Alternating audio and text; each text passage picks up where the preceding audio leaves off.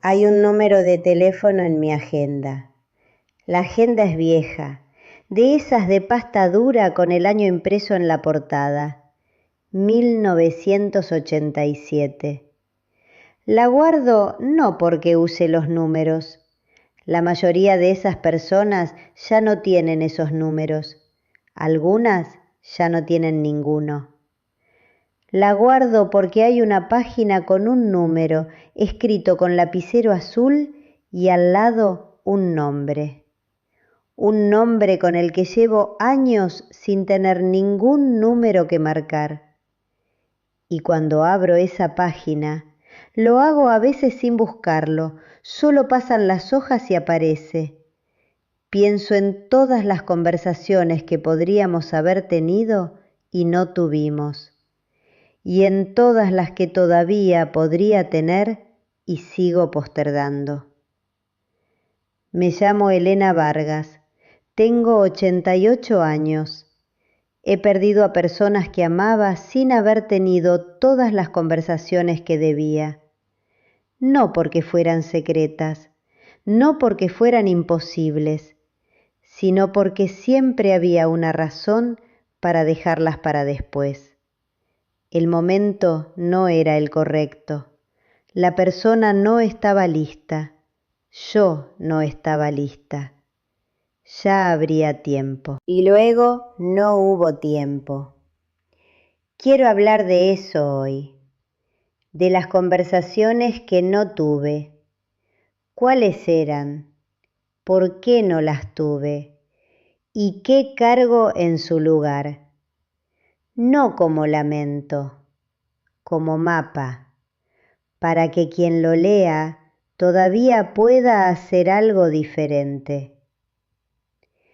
La primera conversación que no tuve, la que debía haber tenido con mi mamá. Ya les hablé de mi mamá en otro momento, de las cosas que ojalá me hubiera dicho. Hoy quiero hablar del otro lado, de las cosas que yo debía haberle preguntado. Mi mamá murió en 1982. Yo tenía 46 años. Ella tenía 67. En los años antes de que muriera, yo sabía que algo estaba cambiando, que ella se veía diferente, que había días en que la energía no era la de siempre. Y nunca le pregunté directamente, ¿cómo estás de verdad? ¿Tienes miedo? ¿Hay cosas que quieres hacer y que sientes que ya no vas a poder? ¿Hay cosas que quieres decirme?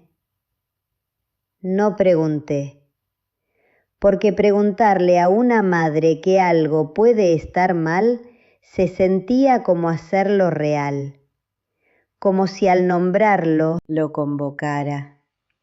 Y también porque no quería la respuesta que podría venir.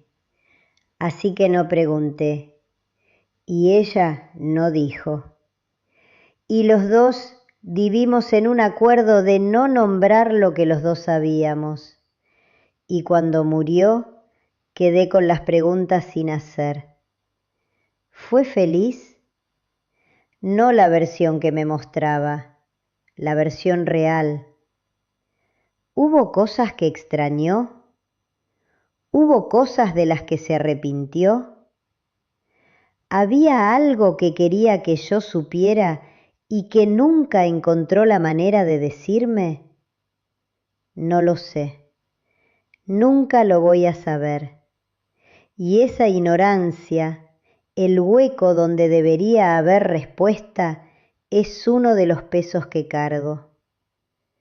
La segunda conversación que no tuve, la que debí haber tenido con Martín. Martín era mi hijo menor, lo he mencionado antes. Murió en 2014, tenía 58 años. Cuando Martín estaba enfermo tuvimos conversaciones, muchas, sobre el tratamiento, sobre el miedo, sobre cómo estaba, sobre lo que necesitaba, pero hubo una conversación que ninguno de los dos tuvo. La conversación sobre lo que había pasado entre nosotros en sus 30. Hubo años difíciles, no dramáticos, solo años en que la distancia entre Martín y yo era más grande de lo que debía ser. Años en que nos queríamos, pero no nos encontrábamos. Y cuando se reconcilió esa distancia, cuando volvimos a ser cercanos, cuando las llamadas volvieron, cuando la relación recobró la textura que debía tener, los dos elegimos no mirar atrás. Era más fácil seguir que volver. Era más cómodo tener lo que teníamos que examinar lo que había sido. Así que no hablamos de eso. Y cuando se enfermó y luego murió, me quedé con la conversación que nunca tuvimos. ¿Qué fue lo que pasó en esos años? ¿Qué sentiste de mi parte que te alejó? ¿Hay algo que necesitabas de mí que no te di? ¿Hay algo que quieras que yo sepa? No pregunté. Él no dijo. Y ahora el silencio es permanente. La tercera conversación que no tuve, la que debía haber tenido con Ernesto. Esta ya la han visto venir. La he mencionado de distintas maneras en distintos momentos, pero hay una específica que quiero nombrar hoy. Ernesto y yo nunca tuvimos la conversación sobre el miedo. No el miedo cotidiano, el miedo real. El de a qué le tenía miedo más allá de lo que mostraba. Ernesto era un hombre contenido, no frío, contenido, con esa manera de los hombres de su generación de no mostrar el interior más de lo estrictamente necesario. Y yo aprendí a no preguntar por el interior de Ernesto, porque aprendí que cuando preguntaba con demasiada profundidad, él se ponía incómodo, de una manera que me hacía sentir que había violado algo. Así que dejé de preguntar tan profundo. Y entonces encontré sus cuadernos, después de que murió. Y en esos cuadernos estaba el interior de Ernesto, el que nunca me mostró, el que yo nunca pregunté después de un cierto punto. ¿Tenía miedo de morir? Tenía 73 cuando murió. ¿Pensaba en ello? ¿Había cosas que quería resolver antes de que pasara? ¿Había cosas que quería decirme? Los cuadernos me dieron algunas respuestas, no todas, y el resto se fue con él. Antes de seguir, si hay una conversación que usted ha estado postergando con alguien que todavía está, dele like a este video ahora mismo. No como recordatorio, como permiso, para hacer esa conversación antes de que no sea posible. Un like ayuda a que este video llegue a quien lo necesita. Y si quiere seguir recibiendo estas historias, suscríbase al canal. Es gratis, siempre lo será. Sigamos. La cuarta conversación que no tuve, la que debía haber tenido con mi hermana Leonor. Leonor y yo no nos hablamos durante 14 años. Ya lo he mencionado antes. La razón nunca la he contado completamente porque involucra cosas que pertenecen a las dos. Lo que sí puedo contar es que durante esos 14 años hubo momentos en que pude haber llamado, no para resolver, no necesariamente para pedir perdón, solo para decir te extraño, aunque estemos así, aunque no sé cómo arreglar esto, te extraño. No llamé. Y ella tampoco llamó. Y luego tuvimos los últimos años antes de que muriera ella. Años en que volvimos a hablarnos, en que fuimos civiles, en que compartíamos las ocasiones familiares. Pero la conversación real, la que nombra lo que pasó, la que dice cuánto duró ese silencio y a qué costo, la que pregunta cómo fue para ti esos 14 años, esa nunca pasó. Leonor murió con ese silencio entre nosotras.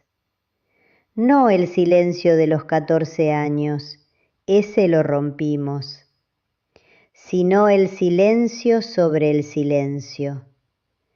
El silencio de nunca haber nombrado lo que fue.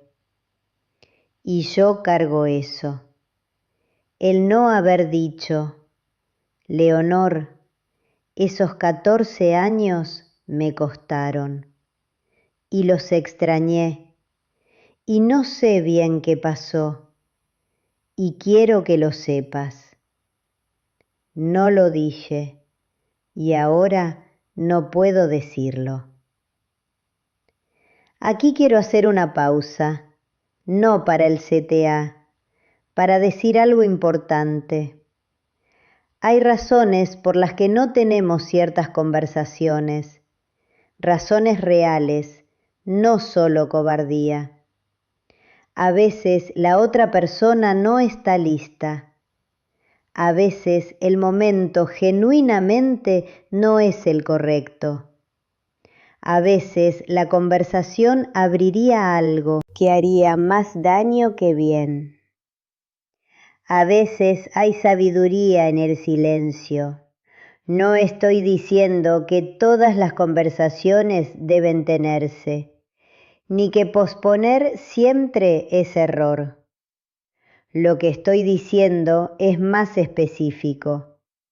Hay una diferencia entre elegir no tener una conversación y evitar tenerla por miedo.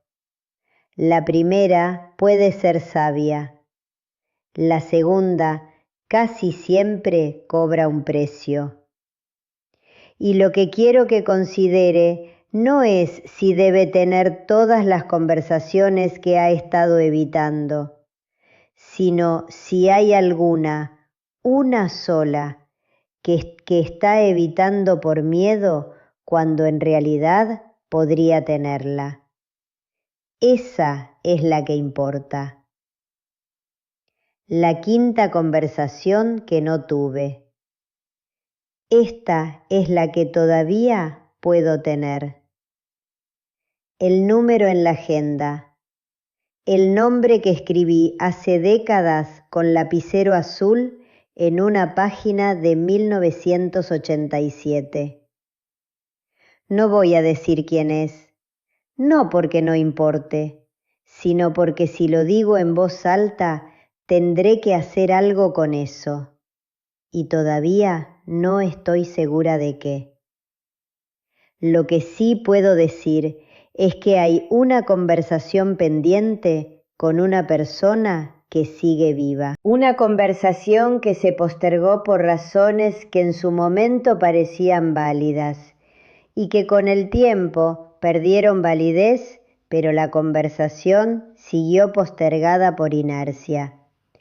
Y yo la cargo todos los días, no como urgencia, como peso de fondo. El tipo que uno aprende a ignorar, pero que está ahí. Y sé con la claridad específica de alguien que ha perdido suficientes personas sin las conversaciones correctas, que si esta persona muere antes de que yo tenga esa conversación, voy a cargarlo diferente, más pesado, del tipo que no tiene resolución posible. Voy a hacer una pausa aquí.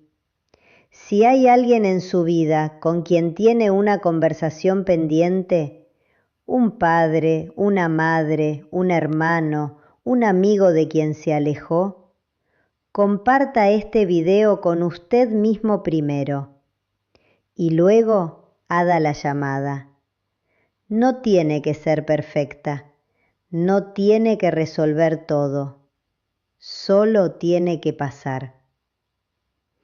Y si todavía no está suscrito, hágalo ahora. Cada semana hay una historia nueva. Sigamos. ¿Por qué no tenemos las conversaciones que deberíamos tener? He pensado en eso mucho. La razón más honesta que encontré no es la que me gustaba admitir. No es que no haya tiempo. No es que el momento no sea el correcto. No es que la otra persona no esté lista. Es miedo. Miedo de lo que la conversación puede revelar. Miedo de lo que la otra persona puede decir. Miedo de que si abrimos eso, algo cambie de manera que no podamos controlar. Miedo de que si digo, oye, ¿qué pasó entre nosotros en 1985? La respuesta sea algo que no quiero escuchar. Miedo de que si digo, mamá, ¿tienes miedo de lo que viene? Ella diga que sí y yo no sepa cómo sostener eso. Miedo de que si digo, Ernesto, ¿hay cosas que no me has dicho? La respuesta abra algo que no podamos cerrar. Ese miedo es legítimo. La conversación puede revelar cosas difíciles. El riesgo es real. Pero el costo de no tenerla también es real. Y ese costo se paga de todas formas, solo que se paga después, cuando ya no hay manera de resolverlo. El miedo antes de la conversación tiene la posibilidad de la conversación del otro lado. El peso después no tiene nada del otro lado, solo el peso. Lo que aprendí de las conversaciones que no tuve, que el silencio no es neutral. Cada vez que elegí no tener una conversación, no estaba eligiendo el estado cero, estaba eligiendo el silencio. Y el silencio tiene su propio contenido, le dice algo a la otra persona. A Martín le dije, con mi silencio sobre los años difíciles, prefiero no ir ahí. Prefiero tener lo que tenemos ahora sin examinar lo que fue. ¿Fue eso lo que él necesitaba escuchar? No lo sé, nunca lo pregunté. A Leonor le dije, con mi silencio sobre los 14 años, eso ya pasó, no tiene caso nombrarlo. ¿Era eso lo que ella necesitaba? Tampoco lo sé, nunca lo pregunté.